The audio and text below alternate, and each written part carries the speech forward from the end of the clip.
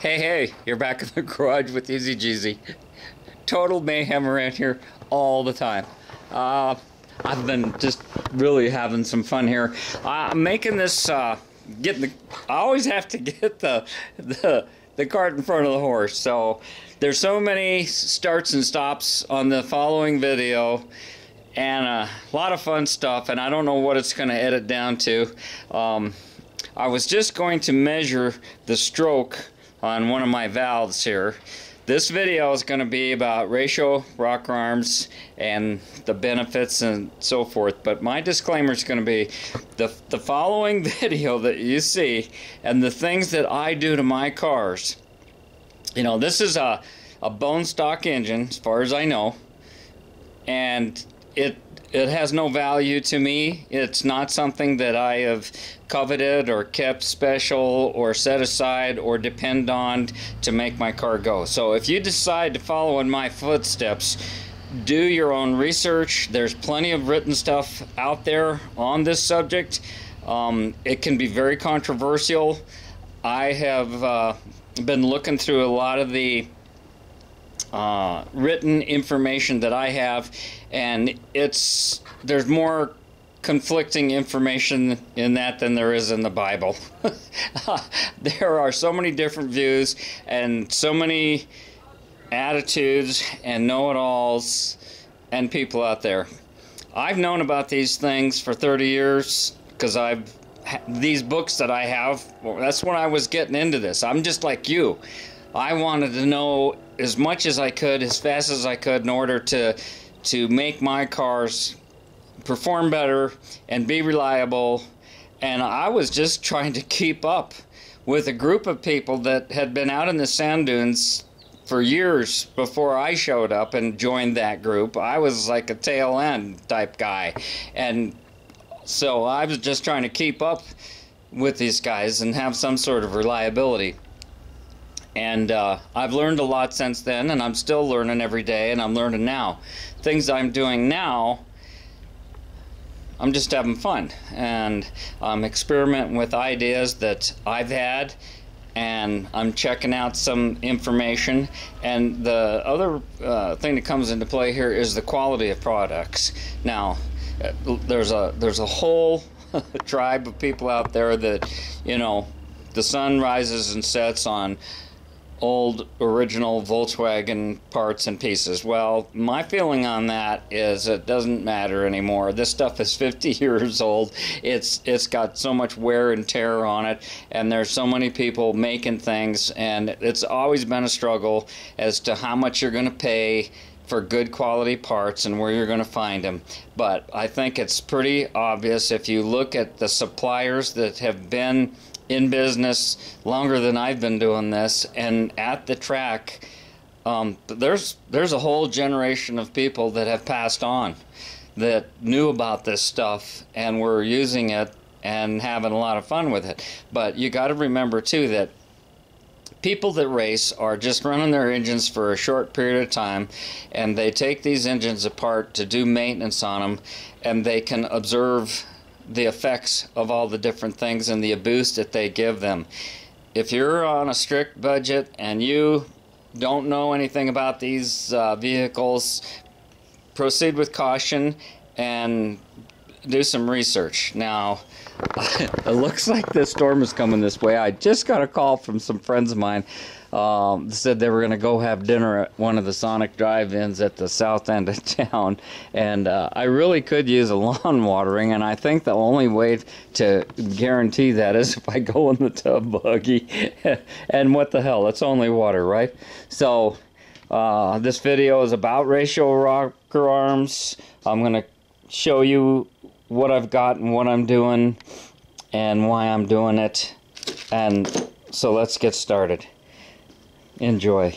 I took this thing, was a grease ball 10 years ago, cleaned it up, took it apart, resealed it, put it back together, and I must have, I think those were the really grungy rocker arms that I had, and I must have had these, and I threw them on. It's just the stock 1.11 Volkswagen rocker arms, and I put the standard adjusters on there, and I robbed the swivel feet adjusters for another project, but it was together. I had run it about 10 years ago for 20 miles or so, took it out just to verify everything was working, and I had other engines, so during this Corona event here, I've taken it, put it back in the car, thought we would play around with it a little bit. So it's basically a stock setup. Now what I've done is use the frame. There's a little bit of flexing, but it stays stationary. The motor on the frame horns gets a little flexing by the as I turn over the crankshaft, and we will together check at the valve.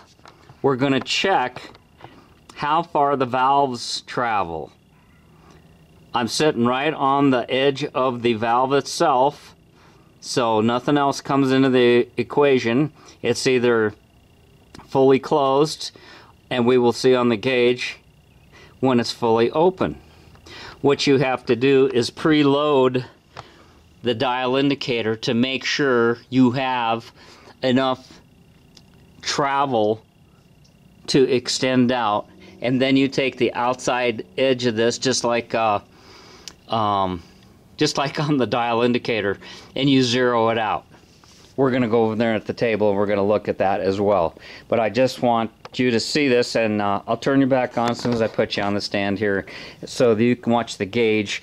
And what I'm going to do is put my crescent wrench right here on the crankshaft, car's in neutral, and I'll explain to you what you're looking at. Hopefully there's room for both of us here.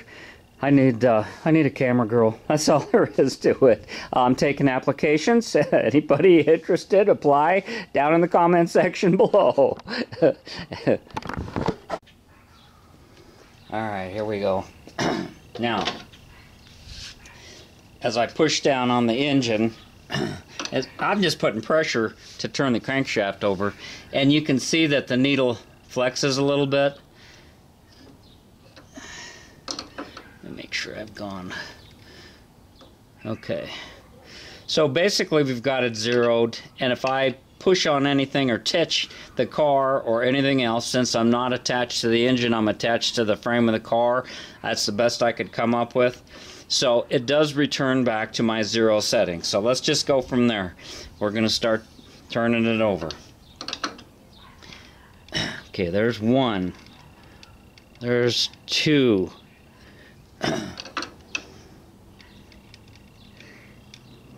There's three.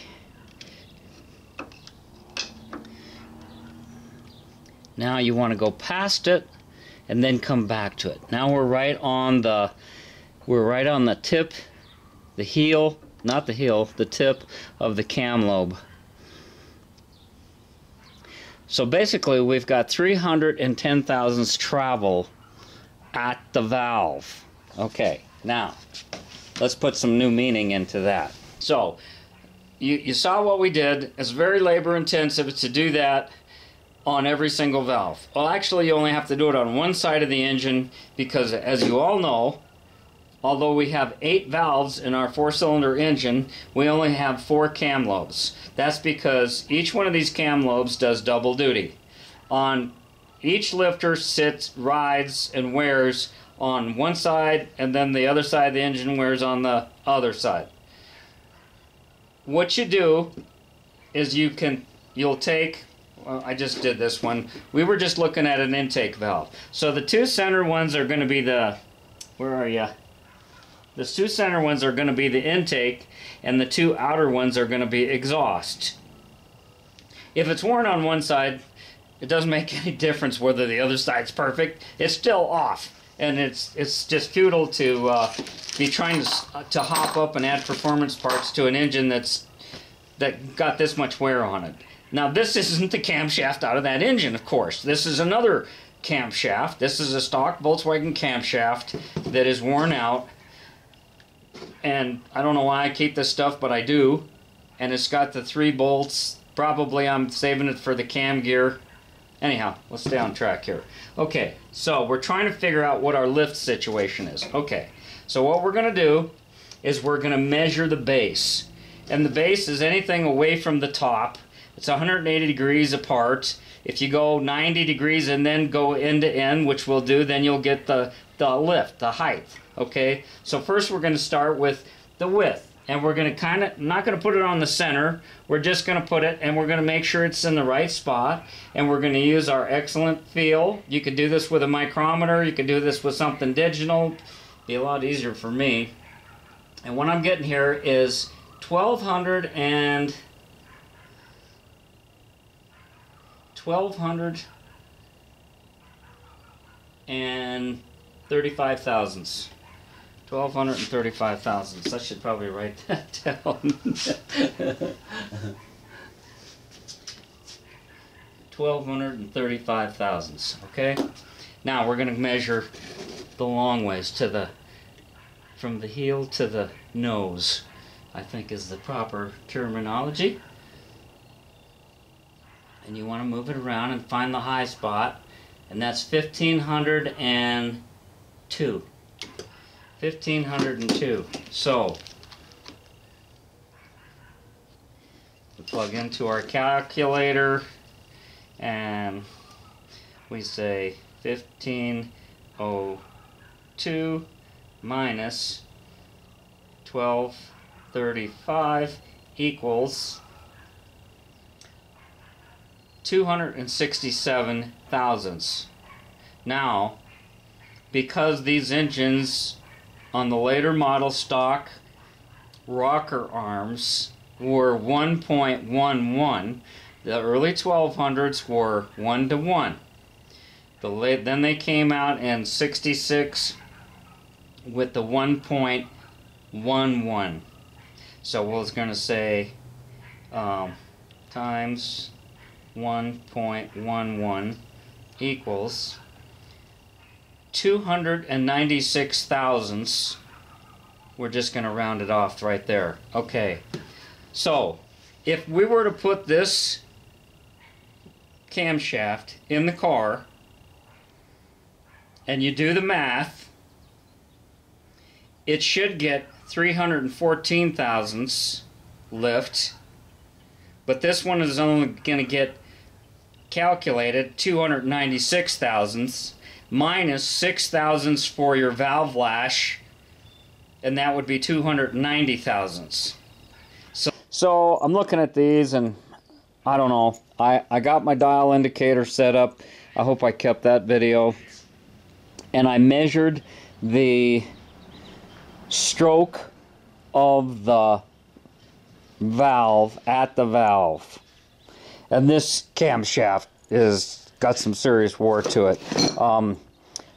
A Formula V, which is more precisely made than a stock camshaft because it's for racing, and you'll pay for it too. It's like 2.5 times the price of a stock camshaft, but it's 334 intake and 314 exhaust lift at the valve. And what I got was, I was going to talk about straight. Oh, I had a whole thing all planned out today. We were going to yuck it up real good. But this thing is 310 and 297. Let me read that to you again here. Instead of 334, I got 310. So it's 20 thousandths shorter. 314, 297. Well, I thought, man, this whole, this engine just got too many miles on it. So, but there is one good point in all of this. This thing's running. And I think this is one of the reasons the cam's going away. Probably because whoever had it didn't run the zinc in the oil. And I'm telling you that it's not as big a factor in an old wore-out Volkswagen engine, but it is. If it happens during a cam break-in or during a new engine rebuild, it happens fast, and you figure it out fast. But on an engine that has work hardened, and from back in the time when they still had zinc in the oil, those things get work hardened, and then you go ahead and you don't use the oil with the zinc in it, and diesel oil doesn't count anymore. That that was early on, that was kind of the quick fix. But when they started putting catalytic converters on diesel trucks, they changed the oils as well, okay? So some of those good additives that we were using that helped the Volkswagen. So at any rate, who knows the history on this engine? I sure don't know. But it's like, oh hell, why even bother? And turned out, when I reassembled it, I used solid rocker shafts instead of the stock ones, because I was of the state of mind 10 years ago that anything stock was junk and you could do better than stock. Stock was just cheap budget stuff. Well, you know what? I'm starting to learn. I'm starting to learn, guys. You know, I did this back-asswards, and I came in with big engines with double springs and heavy-duty single springs, and you definitely don't want to use the stock setups. But with this one being stock, I thought, well, you know, and I know, and I want to say that CB Performance makes a good product. Every time I start this 1776 with this same style swivel foot adjuster, it clicks. It clicks till the oil pressure gets up and gets circulating for a while, 30 seconds or so, and then it quiets down. But I got 3,000 miles on it. I haven't had any problem with it, but I'm running a stock cam. Some of the people that I talk to run performance cams, and we're trying to use these, and that's when you have to be critical that, you know, this is only meant to go so far. If you keep pinching this, now see, if it goes farther than that, your angle, then it could lead to problems. Okay, so on behalf of CB Performance, you know, I think that it's acceptable, but it was noisy, and the new ones in the package had those. I didn't want to have that noise. I'm sorry. I used the stock rocker shafts. I think I took the pick of the litter of everything on that. I made a video. We kind of rebuilt them and buffed them, cleaned them. I couldn't find all that stuff. So I'm going through my shelves here and I'm looking for stuff. And what I was going to do, I thought, well, you know what? Since this is an old stock cam with old wore out stock springs, maybe I just didn't, and I didn't feel in the mood to get them lined up right like they were talking about here in the directions. You know, everybody's seen that, you know, how you're supposed to get them off center to make the valve rotate and make the valve seat last longer and more even wear and so on and so forth. If you don't understand that, let me know and I'll explain it in a video one of these times. So anyhow, I'm gonna sit down. It's been a long day. So I'm going through my box here and I say, hey, look at these. These look pretty good, and I'm not sure where they came from. I thought I had a tough time coming up with enough stock stuff for that 1776 single port, and I thought, well, this one's already put together, and since everything's stock, I don't have to worry about wave washers. I don't have to go with solid shafts. These solid shafts are for when you're using heavy-duty springs. There's a lot more pressure and side pressure and so on going on happening with that stuff. So I thought, you know, I could simplify this and I could just use the stock ones, and then I could slip on these 1.25 ratios, and I measured them all out to check it out. And I thought, yeah, this will work. It'll slide right on there in its place. Where was that one? Yeah. So I was going to take the intakes off the center and leave the stock exhaust on the outside. That would leave me with 4 extra 1.25 ratio rockers, right? And I thought, well, depending on how I like it, that would give me 4 extra. I just happen to have an extra solid rocker shaft kit that I didn't use. I got those coming out my yin-yang. I got a really neat old Autolite one that I like, that I just found going through my stuff. But I thought I could make up another set and do the same thing on that one. So by buying one kit, I could do 2 engines, just the intake valve only, on the theory that I'm loading up I'm leaving the intake valve open longer, higher, and longer. When you do that, the stroke, whenever you go up and down with a stroke, it's still a revolution. You're not changing that. What really changes, and we're going to do a video one day when I get in the mood and get my thoughts all together. When you're using a high lift camshaft, say an angle 110, angle 100, either one of those, you get more valve lift. The duration changes because in order to get more valve lift, you can't just go straight up and straight down. The lifter, the cam follower, has to follow that profile, and you just can't just instantly do it. So they develop the profile of the lobe to make it taller and give you more lift, and that makes the valve start opening sooner. Now, as I just said, everything occurs in one revolution, the same as stock. Now, you've got to move things further, faster. And you want to follow that cam profile. You don't want that valve to smack down on the seat like having the screen door slamming all the time. Your screen door won't last too long if the kid's just running out and just have a spring on it, no little shock absorber. Remember? Oh man, I remember those. I love those. I was going to put one in my house just for old days. That thing would go wham, bam, bam. And my mom would holler, "Don't slam the door," because the wooden screen door would just break after a few thousand of those slams, you know, and how many times is a kid going in and out of the house, you know, in the summertime. So it's the same thing with your valve seats, and so you want it to set it down. So since you want to open it higher and it's got to go up and down faster, this is where the stock Volkswagen spring runs out of gas. It's made to follow the stock profile, and the maximum RPM is like 4,500 RPM. If you take it to 5, you know, you'll get away with it for a long time.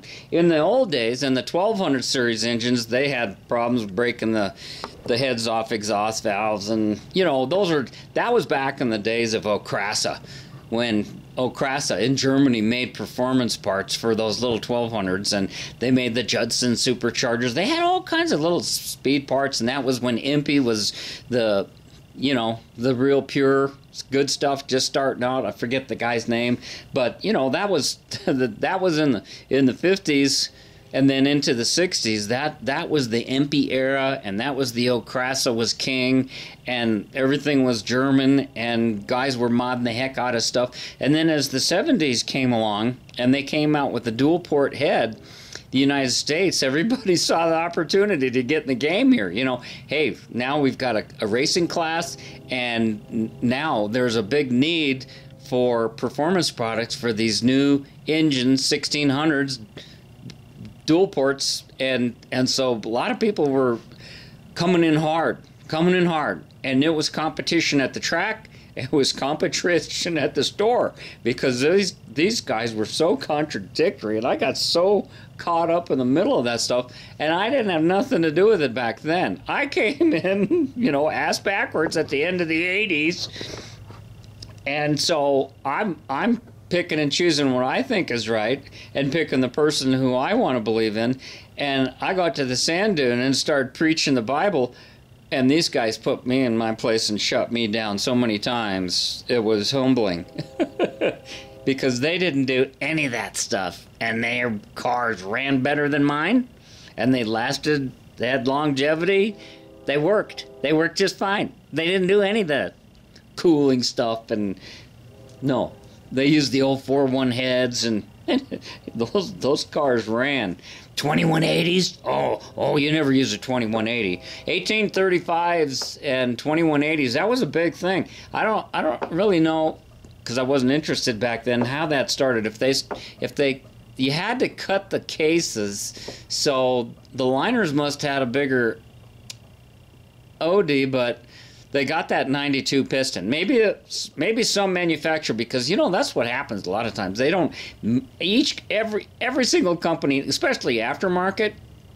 If somebody comes out with an aftermarket piston or something like that, it's the, you know, somebody found a different piston that would fit in my car, modified it a little bit, and they bored it out and made it fit, and now they were, you know, killing things at the track.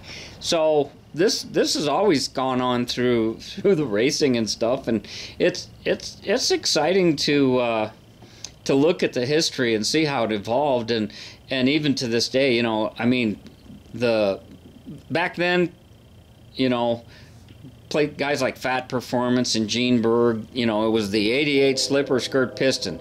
That was the piston to have, and you know, those guys were getting 9,000 RPM out of little engines. You know, the big stroker motors, I mean, 78 was like tops. They had the 82, and they had the pistons, you know, with the pin height set for the 82s, but guys weren't getting the, you know, they didn't go with the 9,000 RPM. You know, Chevrolet did that too. I mean, in the 60s, when I was going to the drags as a kid growing up and interested in American cars and V8s and stuff, the little 283 small block Chevys, man, those son of bitches were screaming. They were getting 10,000 RPM doing a quarter mile, and you know, that was one of the RPM. You know, there's a certain time when you start lengthening the stroke and the bore that you add reciprocating weight, and you add stresses, and all this stuff multiplies. And you know, a perfect example is Ferrari.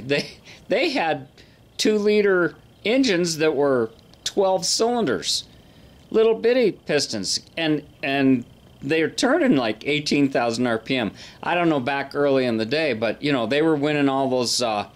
What was the big race? 24 Hours, Le Mans. That was the big race in the 50s and stuff. That was the endurance race. They didn't have much interest or respect for Americans in our little quarter mile thing. Us Americans had to do everything ass backwards. We had to change the side of the road to drive on. We had to move the steering wheel over to the other side of the car. We had to have SAE threads. I mean, gosh, the colonists must have been so pissed when they broke away from the British. It's like it didn't matter as long as it was different. We had to have our own way. Bunch of babies, aren't we? But you know, they finally, Society of Automotive Engineers. You know, did you guys know that the Whitworth thread is the strongest and best thread there ever was to date that was in any kind of mass production?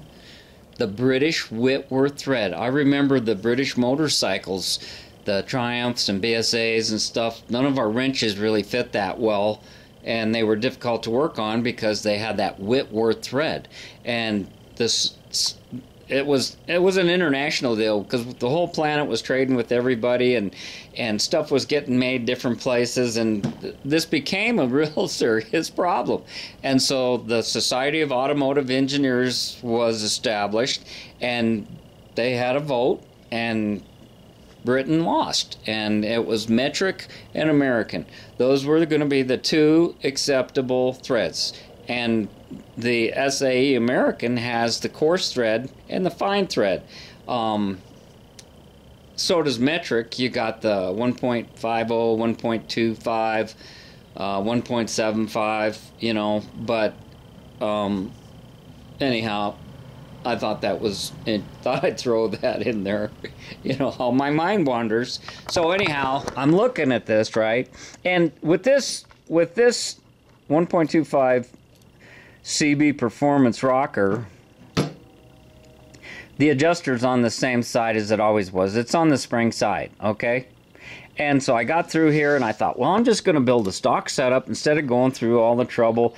It's difficult to do it on the head. It's better when you're building the engine to set this thing up and get the spacer so it sits on the valves right. And this is just going to be temporary. I'm not going to have that engine in there much longer probably. We're going to have to, I need to get that cylinder pressure up, and now I've got a worn out camshaft. So we're still going to try to do all this cheap on the budget, and it's got those dish pistons, and I have another set of pistons that were in the Baja. They might be Mall pistons that are flat top. They're not dished, so that'll increase the compression, but they are 85.5. So, you know, this is just temporary, and I just want to see if it's going to work. So I thought I'd do this, but I'm missing one of the blocks. I'm missing one of the riser blocks that holds it, the two bolts that hold it into the head. So I thought, man, where is it? And I'm going through all my boxes, and it's like, that's not something that wears out or fails. And I didn't want to mix up one of these new style ones. I wanted to use the old German ones on both sides, have it consistent, put the 1.25s on the intake valves, leave the outside exhaust valves alone, and put maybe the stock adjusters in there. But oh, for crying out loud, some of these are in bad shape. Can you see the end of that sucker? I mean, if there were, this was the bad pile up here. There, if you've got these things where they're worn down and chewed up. You ever try adjusting your valves and you say, oh, I got to tighten it a little bit, and you turn the screw and you tighten the lock nut, and you know that you moved it. There's always that last little bit when you tighten the nut. You may have tightened it or loosened it. It gets kind of close, but it's like you slide the feeler through there and it's like, what the hell? It's loose. That's because of all the different faces on this. The end of your valve wears down. They're not supposed to look like that.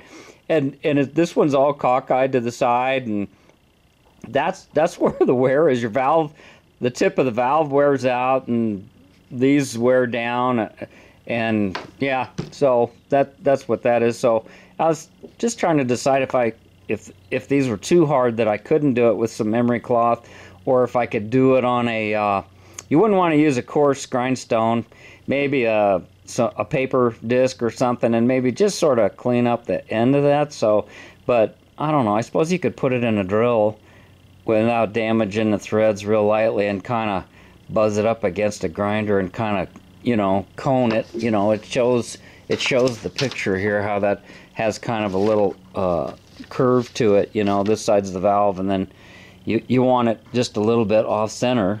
But that's when you're adjusting your valves. That's why you're struggling. So anyhow, I'm looking around, starting to go through my boxes. I went in the house, read some comments and things, and I came out here and look what I found.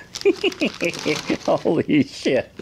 I don't even remember what these came out of. These are 1.25 ratio rockers. These are some empty rockers, and these things are killer. They got oversized shafts. These things weigh like 5 pounds a piece, man. And you have to have a little bit longer screw to put in the stud, the rocker stud, and you have to use these lash caps. And see what happens. This, I don't know, some of you guys know exactly what you're looking at, but for the new guys here, let's see, how can I set this down where it looks more understandable for a comparison? Okay, this one, okay. Now, on both of these, the push rod is on this side and the spring's on this side. On this one, the push rod comes up and the adjuster's on the left side. On this one, it's on the right side.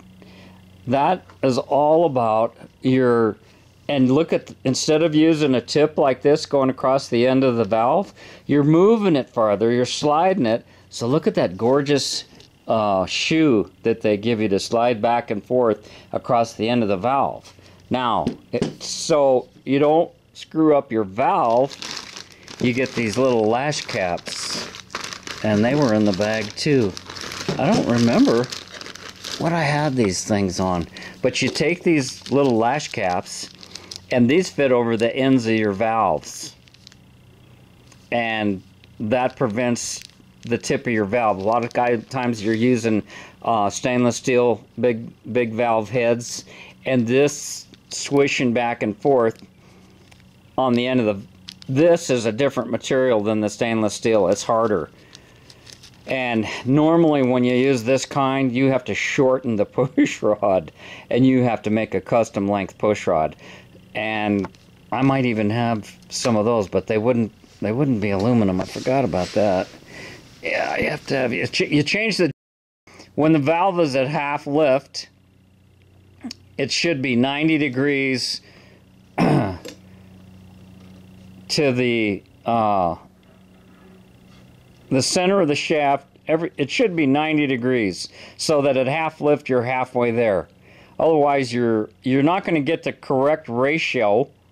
These things are pretty close, 1.11 versus 1.25. But when everything multiplies, all your mistakes multiply as you go with the ratio rock arms, especially this style. This is the big boys. I'm surprised I have them in 1.25. I don't know what I was working on that project. And you need these longer studs, because usually I was using double springs. This might have come off, not my 2110. I might have tried them on the 2-liter. I was busting these studs. Here's the heads. I was going to use this for a display. And I thought, oh yeah, these are the ones that were on the Baja. See how the end of that stud is broke? See how it's got the crack right there?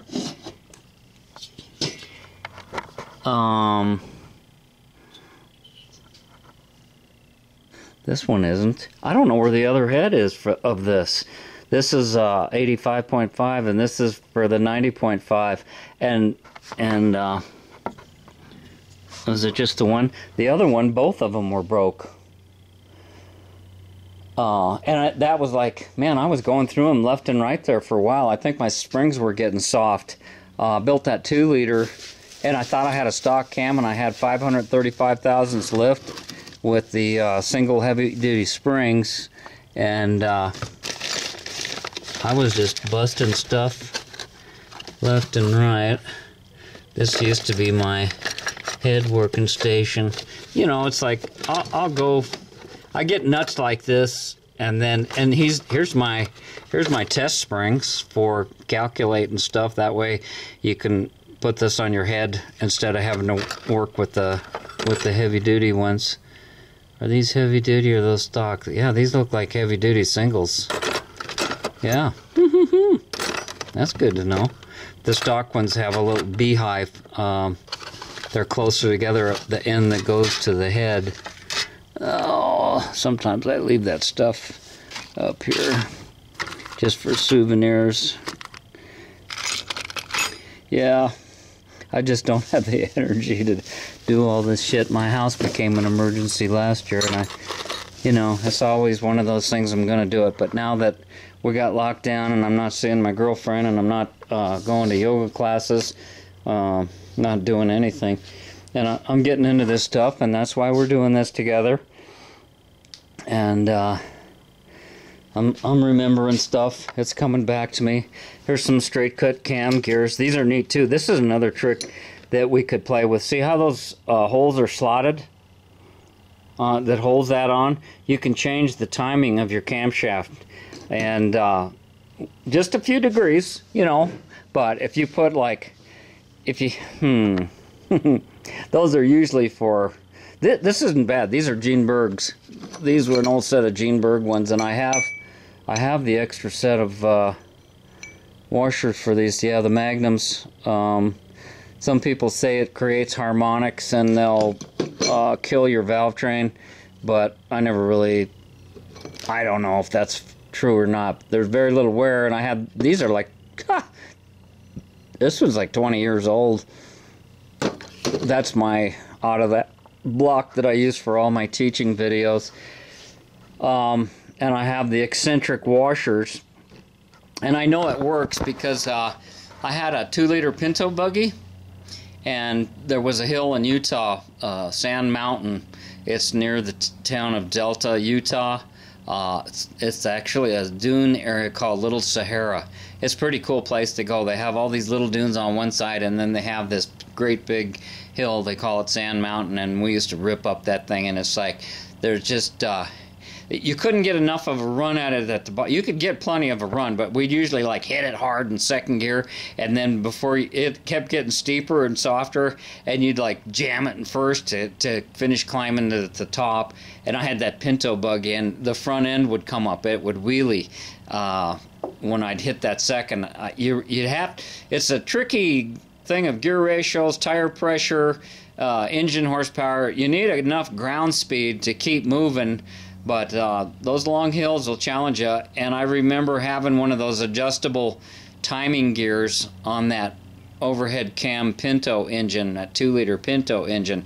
And I remember, you know, all I had to do was, it was real slick, man. You just undid 3 things and move it to the slot, had little lines on it, and so I'd just do it back to back right there. I didn't have a cover over my timing belt. It was a belt on the back and hung off the back of the buggy, so I would just adjust it, and then I would hit the hill and come back down, and I'd adjust it again, and I wanted to see, and I felt it in the seat of the pants meter. Went in, I had more top end, and I ran out of poop because I couldn't keep the RPMs up, and then I went the other way, the extreme way. I forget which way it was, retard or advance, and then you had a little bit more low-end torque. So, you know, it's little things that you guys can do with 1600s. You know, you put the 1.25 ratio rockers on like this. You can go back and forth. You know, if you're going to race on the weekend and you wanted to put the effort into it, you could throw on the ratio rocker arms. If you use this CB performance style, you don't even have to change the stock length push rods or anything. You put shims underneath the towers. It comes with these shims to space them out side to side. And then where's those gold ones? Yeah, you have to decide which ones that you need to put underneath the towers to keep your rocker arm geometry. Now, if it's a stock cam and you're just putting these on with the CB performance heads, 1/60,000 shim under each rocker will usually correct the difference in having this little swivel foot mechanism on there. You don't have to use it at all if you want to use this one, but you are rubbing across the end of the valve more, and you're going to get more valve wear. So this is, and you don't have to use the lash cap with these, but these are a little bit noisier. Now, if you were to, what would be the scenario? You need one, you don't need any, and then you need one with that one, and they give you the extra 60, so you have a total of 120 thousandths. And when you start doing that, that's when you need these longer rocker studs. See, everything affects everything. There's no free things, and it's like, you know, you buy something like that and you say, okay, I'm done. And that was a pretty complete kit. I'll have to say that. That was a complete bolt-on kit. This one here, this MP1, this is going to make the work of the spring lighter, and this would give you much higher RPM. And see, this wouldn't be designed, you know, you wouldn't normally use this. You wouldn't buy this for a stock cam. You could. You certainly could. But you're going to have to do some work on your push rods, and you'd probably want heavier duty springs. And the trick with this one is you could put it on a 110 cam or a Engel 100 or FK7. I really like those ratio cams. I'm not interested in an FK8. I like a smoother idle, but I have an FK7 in my 1800, and you can run stock rocker shafts. I went on a 3,000-mile trip without huge lift. It was kind of like a cheater cam. And then I did put some, oh, there's another kind. There were the old cheapy 1.25 ratio rockers. They looked like a stock. When you looked at them down here, someday I'll show them to you, it looks like they screwed up and they put the cup for your push rod. It looks like it's too close over here. It's out of the center. Still has the oil hole. They were made that way, and they say VW on them. And some people will insist that VW never made 1.25 ratio rockers, but I've got a set. Either they made them from the original castings or they came from Volkswagen, but they're on my 1800 with that FK7 cam, and it did definitely make a difference going from stock to those. And I didn't have to change the push rods, and the adjuster stays on the spring side, and my seat of the pants meter said yes, it works. So, you know, now this video's gotten so long I can't complete anything, and I'm debating on my mind, you know. I'd like to have a finished product for you. You know, if you're going to post up a video and say, okay, today we're going to do the ratio rocker change, at the end of the video, you'd like to see it, but you don't want to wait an hour for it. But I noticed looking at my stuff, you guys don't watch everything on the videos anyhow. A few of you are loyal and do what you got to do, but most of you guys are skipping through them. That's okay. I think that 44-minute one, I think the average view time was 13 minutes. You call yourself friends. Oh my God. Of course, if you listen to all of my babbling, you'll need therapy by the end of it. So anyhow, now I got this big pile of crap here, and I still need that other block. I got the numbers. I made a bunch of videos yesterday, so I'm going to follow with this. And what I wasn't very enthusiastic about doing this, and I didn't really want to take the time to do it on the engine to get a solid rocker shaft on properly. And this is what was on the car. I don't know why I did it that way at the time, but I did. I hope they're not heavy-duty single springs. I guess I'll find out in short order.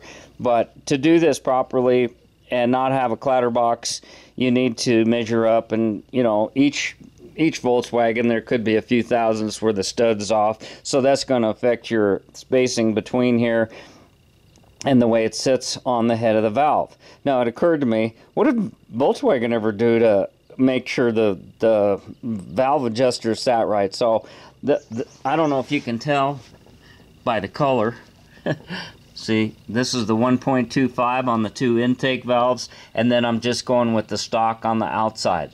I want to see, by relieving some pressure on the exhaust, and this isn't even going to, you know, the cam's wore out. If you had a new cam, it would be possible to get about 380 thousandths lift with a 1.25 ratio rocker. And in this case, the cam is worn down 20 thousandths because people didn't run the same oil, and we've been driving it, and I made these videos, and people just don't get it through their head with flat tappet cams. You know, if you're doing a brand new cam break-in and you don't have compatible cam and lifters, yeah, it's going to eat itself up quickly, and you're going to know about it. But if you've got things right, it's a gradual type of a thing. You know, if it's an old engine like this that probably was run when they had zinc in the oil, and it's the original cam and so on and so forth, that stuff work hardened and the zinc has long been gone, but you get wear on a camshaft, just normal wear, but they still run. And people say, you know, what can you do for more power? Well, yeah, it's a big job to take the engine out of the car, disassemble it, clean it, split the case, replace a camshaft. But if you're a purist and you just don't, that in and of itself will give you more power. You can, a crummy tune-up, you know, bad points, plugs, and valve adjustment, and carb tuning and so forth like that, you can pick up quite a few horsepower, enough to feel the difference. I remember my dad, back in the 50s, when I was a kid, he used to take his car to this mechanic, and the guy, because he'd always give me the old points. I said, I want the thing to play with. Give me the thing to play with. And he would give me, the mechanic would give him the old pitted out points and that old Chevy, and I used to play with them. I thought it was so cool to have that spring and just push on them, and I didn't know what it did or how it worked, but it was just a little shiny thing that opened and closed, and I played with them. But I can remember my dad saying, oh man, this thing runs great. Boy, that thing sure needed a tune-up. Man, it's got it. He could feel it. And he'd talk about it to a 5-year-old, you know. So, I mean, these are things that you have to take into consideration. Now, maybe these 1.25 ratio rockers would bring you back up to stock. So, I don't know. I'm doing it. This engine is not long for this world in this present condition. Now, I've got on my mind, I want to get the flat top pistons in. I want to get a new camshaft in there. And I want to do a little work on these heads. And I still, you know, I'm going to keep this one a 1600. Because I've got some of the stuff to do it, and I won't have to pay for machine work. And I don't even know if those places are open during the lockdown. But yeah, we're gonna have some fun here, and I'm gonna spend some money and some time, and that's gonna take time. But before I do, I want to see if this intake only idea of mine in substitute of a, say, an 041 head of the old school, yeah, because I could take that same idea. This engine's running sweet, and even though it's a single port, I'm thinking maybe I'll take this carburetor, the 34 pick 3. I've got an adapter to mount it on that single port manifold. I'll use this distributor, and I might even move the stock exhaust over there. I'll let's see. Will I have to remove? Depends on what I have to take off. If I don't have to disturb that exhaust system, I'll just run it like that, and then yeah, I'll run it like that, and I'll monitor that manifold temperature, and then maybe I'll put the stock one and see if I can still get the revs out of it, and this is going to give me better manifold heat. It also occurred to me, too, to just, you know, just get a lawnmower muffler. That's a small pipe. I might just disconnect it on one end and see if you can get any flow through there, just, and heat, just disconnecting this one side and, you know, vent it to atmosphere or whatever. I don't know. We got some stuff. We got plenty of videos ahead of us. So for now, I'm just gonna. This is how simple. I mean, this comes straight off. No big deal. You take your two nuts on, and then I already had this on, so it should go basically back on. The part I was worried about is that there wouldn't be enough thread sticking through the block, but I backed off the adjuster screws, and now I'm just getting the push rods in their happy spot, and then I'll go through a valve adjustment. I'll get it done like this on both sides. But what happens on some of these, you have to use the longer studs, and on ratio rocker arms sometimes, and there's not enough thread here to catch on, and you got to compress those springs, and you're using either heavy duty singles or doubles, and I don't even know. But and then this, I believe that is 18 pounds of torque. It's 8 millimeter. I think. Well, that doesn't feel good. Why doesn't that feel good? Anytime something doesn't feel right, I gotta stop and check it out. I don't just force stuff, and I move stuff around. If it doesn't want to screw in there, flip it over. Maybe it's got a damaged thread. Maybe it's the wrong kind of nut because it looks shiny. You have to be aware of everything. See, that's a new nut. That might not be a good quality hardened German nut. This one looks like a good one. And see this, there it goes. No, I don't like that. And I don't want to, it might have come off of this side. Things wear into each other, and it's good to keep track of where things come from and put them back so that they can be in their happy spot. And there's a little mark on the side of these, and I don't like to mash that. And okay, this side looks dirty. This side looks like it was rubbing up against that wave washer. And then I'm going to take all my tools and all my stuff, and I'm not going to be going down the interstate. If you increase the valve travel like that, the only reason I'm doing it this way and taking a chance is because I'm too big of a hurry. This is a great opportunity for 100 miles, and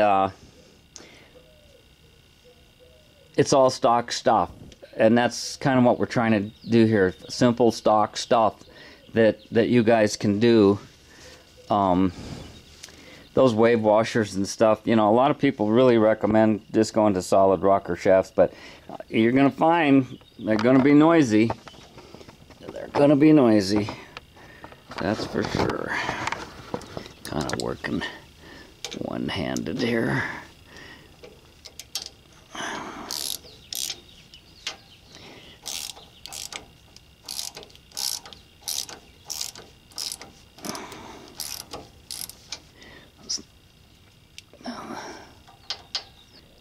Yeah, okay. So, I'll turn you back on later. I need 2 hands and I'm in a hurry.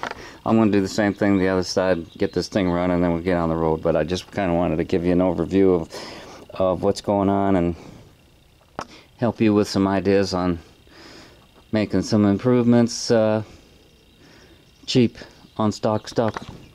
Now, another thing you don't... Now, I was revving this thing a few times with this solid rocker shaft to 4,500 just to see if it would do it. It struggled to get to 4 with the original tips because there's a lot of miles on this engine, the compression's down and everything. But, you know, I put the big bore tip and it accelerated quicker, farther. And now I'm opening that intake valve. I'm more interested in torque. And generally, as a rule, when you modify the cam and the duration, the horsepower goes up and the peak torque goes up as well. But I'm kind of doing it halfway. I'm just kind of experimenting, trying to piss people off. And you know, this is, I mean, so many people just do what everybody else does. Do what the magazines say. And it's like, I don't know, I guess they're afraid of risking it, and I'm in a unique position here.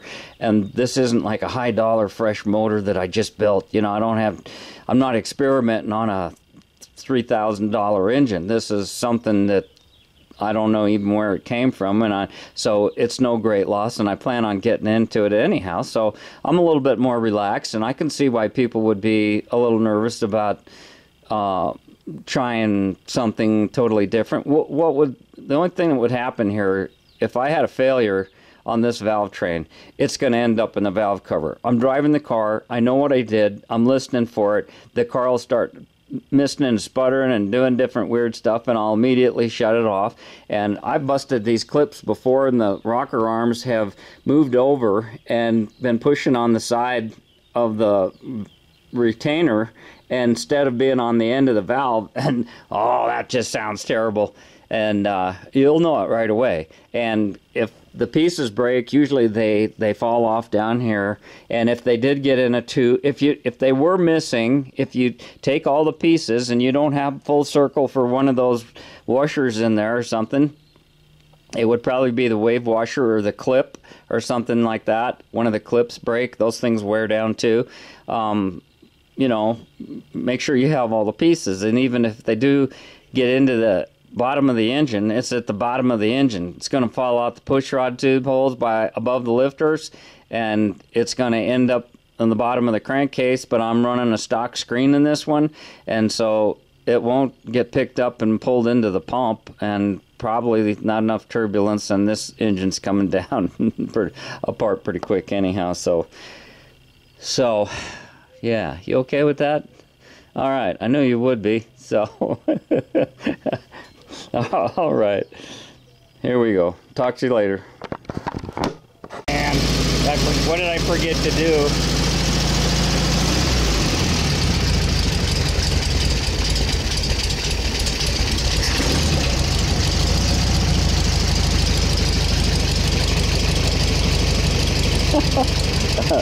Okay, a 30 main jet, a 130, whatever you want to call it, and 127.5 was like stock. And so we've got the correct distributor, 130 main jet, little big bore tips, and now we've added 1.25 ratio rockers to the intakes only.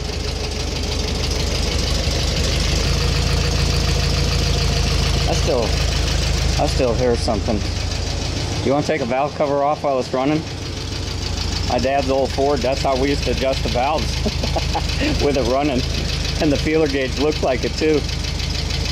Yeah, I've done it before. It doesn't hurt nothing, it just makes a mess, covers you with oil. I still don't know what the oil pressure is on this thing. Alright, ready for a mess?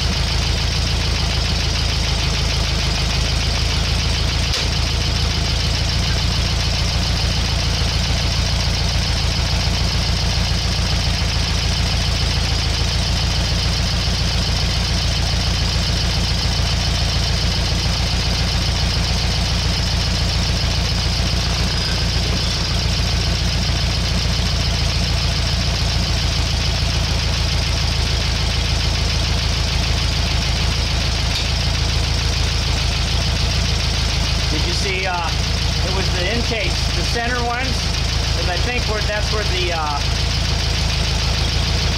that oil passage crosses over by the center cam bearing, and then it goes down to the sides, and there was more oil spilling off those two center ones. Interesting, huh?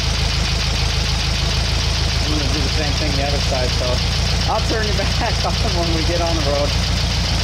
Woohoo! Have fun! Okay, quick update. I decided to take a little test ride before I headed on the 100-miler, and I went and paid the water bill, and about a quarter of a mile from here on the way back, everything seemed to be cool and seemed to be doing everything it should. And as I was pulling it in the garage, back in the garage here, the oil light sort of started flickering and it was staying on at an idle, and so I shut her down, and I don't know what happened. It looked like I was low on oil, so I had added oil, and I think I added too much, but that certainly wouldn't make your oil light come on, because that's oil loss. So the first thing, I'll let it cool down a little bit here. First thing I'm going to do is pull this Gene relief valve that stuck on me once out of the stand, and did the same type of thing. So that's the first thing I'm going to check. Then I'll pull the relief valve. If there's nothing wrong here, I'll start pulling the relief valve, see if I got a piston stuck down. And it's still probably too hot to be working on right now. I should have some. I want to clean that off with some brake clean before I don't want to put junk in my system. But yeah, I know the number one question. Well, how'd it work? How'd it work? Well, it felt different, I'll say that.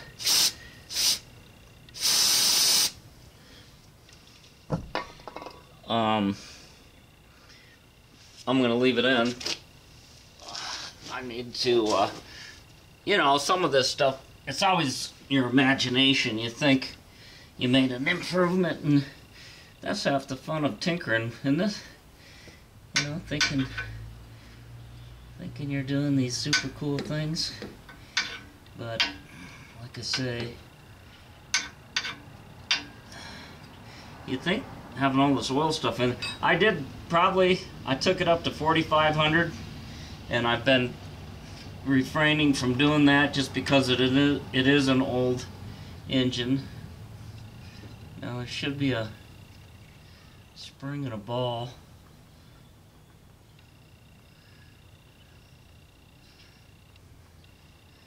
The ball is still in there. I should have got a magnet, a small magnet that would fit in there. I was hoping that maybe I could see something on this cotton swab, a piece of metal. Of course, the other thing is it could have damaged the oil pump. It could have so much wear on it that it came out of the camshaft. You know, the slots where they go together. Very rare occurrence, but you know, you have to stay open-minded, and you just have to think through the system and think, okay, oil pressure, you know, you suck it up the pickup, I suppose. I don't know, I didn't hear any clattering or that kind of noise. Come on. Oh, good. I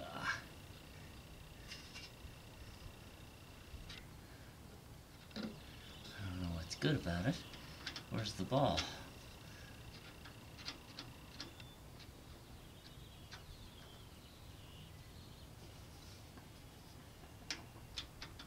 I suppose I could turn it over without the ignition on. Now I thought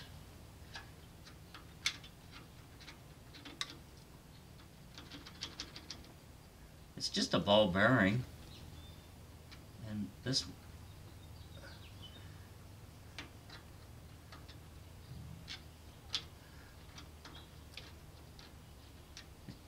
should just be loose in there and come out.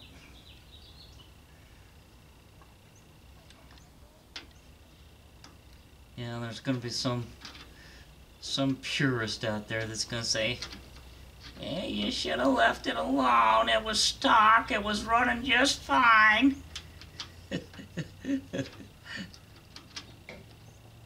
Maybe this isn't going in far enough to hook on the ball. I think it's getting stuck here at the device. So let's see if I have something super strong. I need a really strong magnet.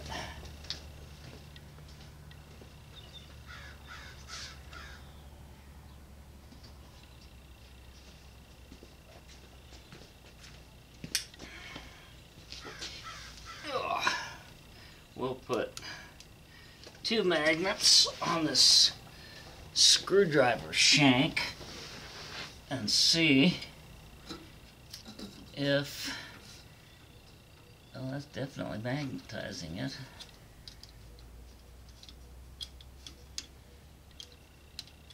I can feel the roundness. I don't want to scratch it. It doesn't.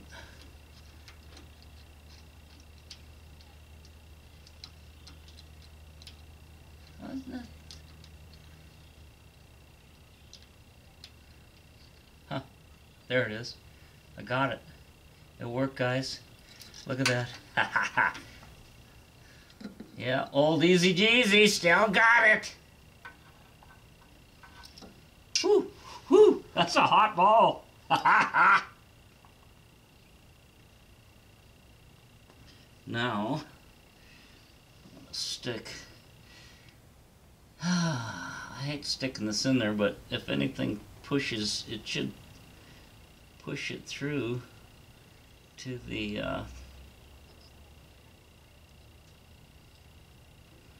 I hate to put solvent in there. And sure as hell can't see anything like that. And the ball looks fine. So I'm gonna put it all back together.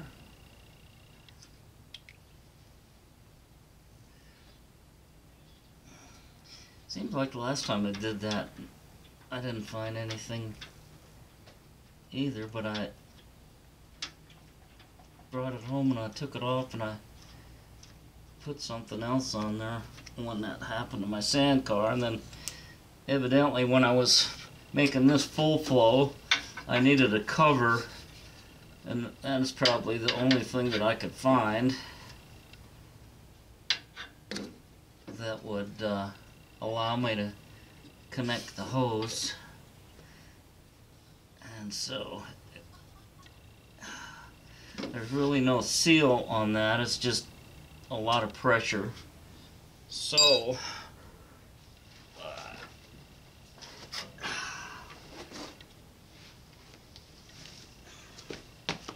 holy shit, tripping all over myself.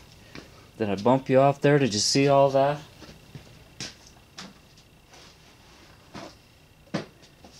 Remember before we left I said I heard a ticking noise, but you know, the oil light didn't come on until I just was bringing it in the garage. But I'm a little leery now of taking off on a 100-miler if it's gonna have any issue at all. I sure won't be hot rodding it if I do. So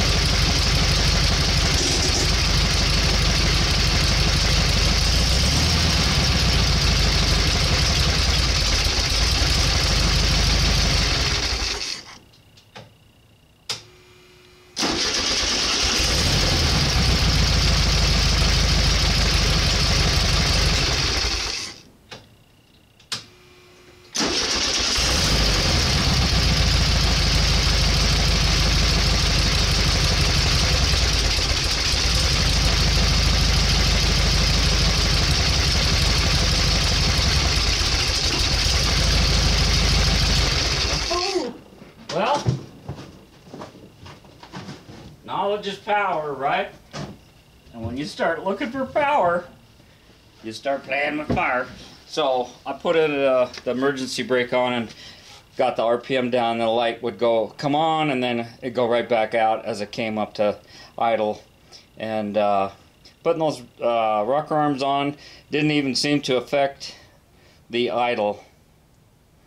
And I did change one of these muffler tips. It was coming out, and I pushed it back in. I'm not sure. I tried to make it the same on both sides, but that could have changed the sound. And the car sitting in the garage here, you know, I told you it sounded like a little bit more sound. I don't know. I want to talk myself into it and say, you know, I made an improvement. You know, anytime you spend money, it's not like it's probably running like stock. And what I'll do now that I know what this problem is, I'll take this tool with me as well. This pulley's leaking oil too.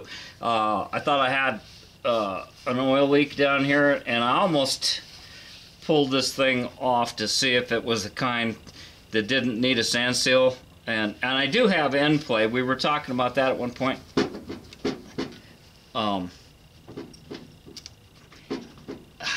That's not excessive for a hot engine that's got the thin oil, and it's got a lot of miles on it. So there, that was one of the things we missed in an earlier video for the shopping video. See, I can't, unless I turn it, I can't even get it to do it now. That's sin spec. I just know that from feel. And all engines are going to have that, and it does get to be excessive later on as your engine wears. And so, okay, you know, we reveal everything here. I tell you, I don't hide nothing. I want you guys to see the truth, the whole truth, and nothing but the truth. So help me, TheEZGZ. So, turn your back on later. I'm feeling better. I'm glad that that was it. See how my mood changes? Any little thing, you know, you'll be all serious and something can make you happy, or you'll be all happy and then one little thing goes wrong and all of a sudden you turn into an ogre. But I'm happy again. Got my happy pill. It started with Volkswagen. So testing will continue. Well, I thought I was going to do the 100-miler this afternoon, but I wanted to run up to Estes Park. Kind of hot down here on the flatlands, and with that oil lot situation and the grocery store had a line, man, and it was out in the sun. It's like, I'll be darned if I'm going to cook out there. And so I come across town to this other grocery store, and their entrance is on the east side, so it was in the shade, and the line went pretty fast. That's the first time I've had to wait in line to get groceries, but they did have toilet paper. And I'm just loving the way this car, for this slow poking around stuff in town, you don't need a lot of horsepower. And as long as you're not trying to keep up with your buddies, you know, and showing off all the time, this is just deluxe, man. I have a problem though. The sound, I get this visual like I'm in Valerie. It's like the sound is like Valerie, because she's got those big bore tips on the 1776 with a stock cam and all the stock stuff, and it's like, what's going on here? This doesn't seem right. Where's the windows and all that?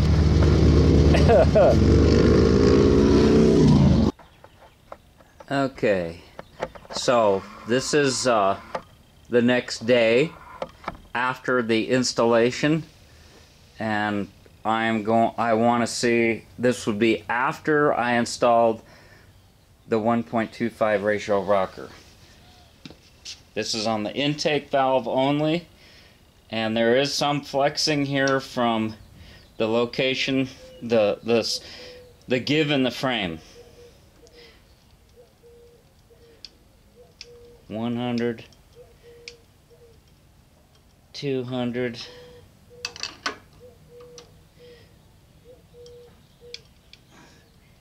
300. Oh my, look at that.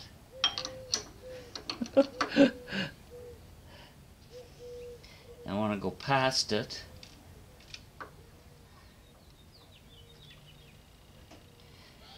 Oh.